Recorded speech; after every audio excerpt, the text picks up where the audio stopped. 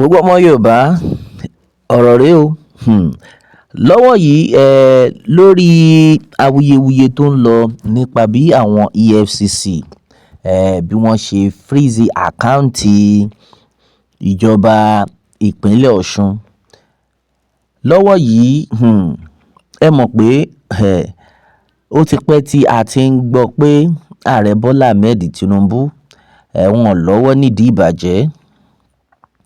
Ó ti pẹ́ tí àwọn kan ti ń jáde tán sọ pé bàbá yẹn o bí wọ́n ti ṣe wà yẹn wọn ò tiẹ̀ ráyè gbogbo pé kí wọ́n máa kílùú máa bàjẹ́ pé kílùú tòrò ni. Àṣé àwọn tí wọ́n wà ní agbègbè bàbá yìí àwọn ni wọ́n ń ṣiṣẹ́ bí.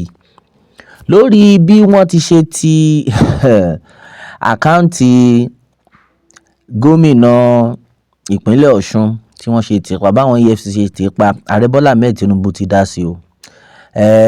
Ààrẹ Bọ́lá Ahmed Tinubu ní pé ẹ wò ó, ẹ jọ̀ọ́ nítorí Ọlọ́run ẹ má kó bá mi. Kí ló dé? Kí ló dé tẹ́ ṣe máa ti báǹkì àkáǹtì ìjọba ìpínlẹ̀ Ọ̀ṣun, kí ló dé tẹ́ ṣe máa tì pa ní táìmù yìí tó jẹ́ wípé election kò yé yín, tó jẹ́ pé election ti súnmọ́lé. Ṣé ẹ fẹ́ kán sọ mí lẹ́nu ni? Ààrẹ Bọ́lá Ahmed Tinubu wọ́n sọ̀rọ̀, wọ́n ní pé ṣé ẹ fẹ́ kí àwọn ọmọ ìlú kan sọ mí lẹ́nu? Àbẹ́ẹ̀ rí wípé nǹkan tẹ́ ẹ ṣe yìí wọ́n máa rò pé àwọn ìjọba àpapọ̀ wọn ò fẹ́ kí arákùnrin yìí wọn ò fẹ́ káwọn pátì yìí pé kí wọ́n ṣe ẹ̀tọ́ wọn lórí ìdíje ìdìbò tó ń bọ̀ láìpẹ́ yìí. Gẹ́gẹ́ bí Ààrẹ Bọ́lá Ahmed Tinubu ti ṣe ṣàlàyé, ó ní bóun ti ṣe wà yìí o, òun ò dí àwọn EFCC lọ́wọ́ rí láti ṣiṣẹ́ wọn tó yẹ kí wọ́n ṣe. Pé òun ti fún olúkálùkù ní àǹfààní, bẹ́ẹ̀ ni, òun ti fún oníkálùkù ní àǹfààní láti ṣiṣẹ́ wọn gẹ́gẹ́ bí iṣẹ́. Pé látìgbà tí gbogbo àwọn EFCC àwọn òṣìṣẹ́ tán wà lábẹ́ òun tí olúkálùkù ti bẹ̀rẹ̀ iṣẹ́ wọn, òun ò ń dá sí because òun fẹ́ kí olúkálùkù ṣiṣẹ́ professionally láìsí ìbẹ̀rù, ṣiṣẹ́ gẹ́gẹ́ bí ó ti yẹ kí o ṣe. Òun ò disturb anybody rí. Pé ṣùgbọ́n lórí eléyìí o, ká ní pé kò ń ṣe pé ìdíje ìdìbò governorship election ó ń bọ̀ ní on the 15th tí ó jẹ́ pé kò tiẹ̀ pẹ́ rárá. Tí kò bá ń ṣe yẹn ni òun ò bá gbà pé kí o ẹ̀yin EFCC o, iṣẹ́ tẹ̀ ń ṣe ẹ continue kẹ́ bá ṣẹ́yìn lọ. Ẹ wádìí kẹ́ rí ohun gbogbo dájú. Ṣùgbọ́n eléyìí tó jẹ́ wípé election is just how many days to go.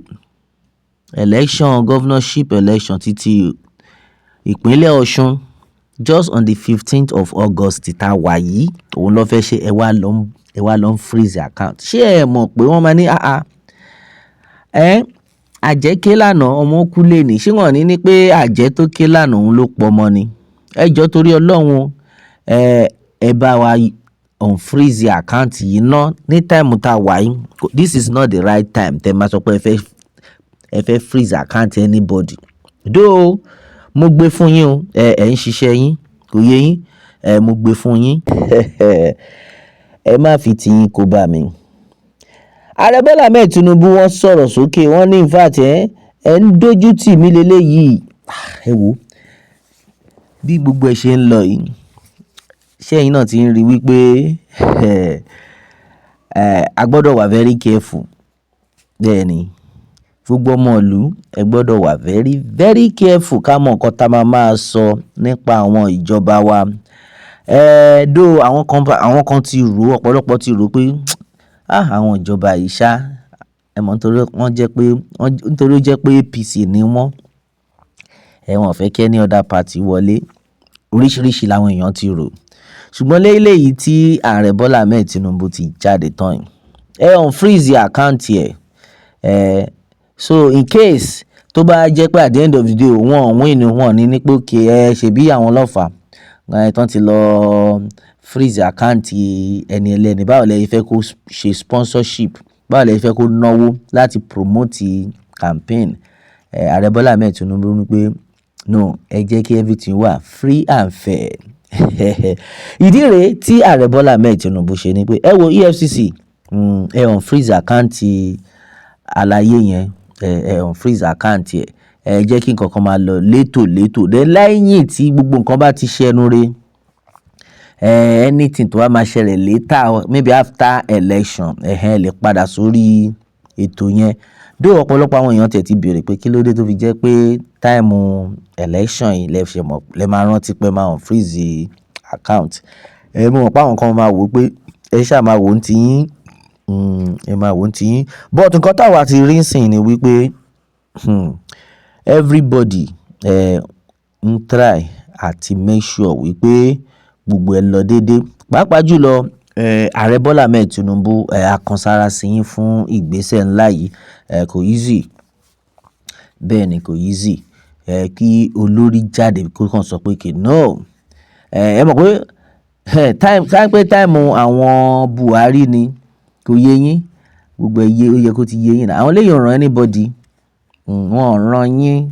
Tẹ́ ẹ bá máa kú dànù, ẹ kú dànù. Tá bá máa freeze ká freeze kó ṣáà ti pay wa ni. Ṣùgbọ́n ó fi hàn wípé ààrẹ Bọ́lá Ahmed Tinubu wọ́n ń ṣe irú èèyàn bẹ́ẹ̀ yẹn o. Gbogbo ẹ̀yin tí ẹ̀ ń wo bàbá yẹn pé ṣé wọ́n ń ṣiṣẹ́ wọn bí iṣẹ́. Lẹ́yìn tí mo ti gbọ́ pé lórí àwọn ọ̀rọ̀ ìjínigbé kò sí nǹkan tó kan bàbá Tinubu, àwọn Fúlàní náà lọ jáde tán wá sọ. Wọ́n ní àwọn tí wọ́n ń ṣiṣẹ́ lábẹ́ wọn, àwọn ló ń ṣe ìkà yẹn. Tẹ́ bá ti wá bá bàbá pé ẹ need oye báyìí o láti free àwọn èèyàn yín, bàbá máa sáré tọwọ́ bọ̀wé, ó yá ẹ kó fún wọn. At the end of the day, ẹ̀yin gan tẹ́ ń gbowó yẹn, fowó jíṣẹ́ fún àwọn agbésùnmọ̀mí. Àwọn agbésùnmọ̀mí jáde pé àṣé ààrẹ Bọ́lá Ahmed Tinubu kò mọ̀ ń pa o. Bẹ́ẹ̀ ni pé lẹ́yìn táwọn ti rí pé bàbá gan sign pé ó yá ẹ kó wọn fún wọn, kán ṣàjẹ́ káwọn èèyàn wa kán jẹ́ kán lọ. Ìyẹn tó ṣẹlẹ̀ ní títí Borno ńgbà yẹn náà lọ́hùn, kí ààrẹ Bọ́lá Ahmed Tinubu kan tó sọ pé ó kéré o lẹ́nu ọjọ́ mẹ́ta yìí àti ẹni wá máa fún yín lówó kankan mọ́. Ìyẹn tó ń kọ́.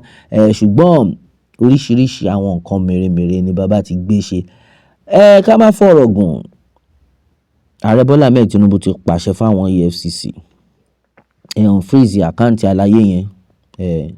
Ọlọ́run má jẹ́ ká gbọ́ nǹkan burú, a fẹ́ gbọ́ láburú rárá.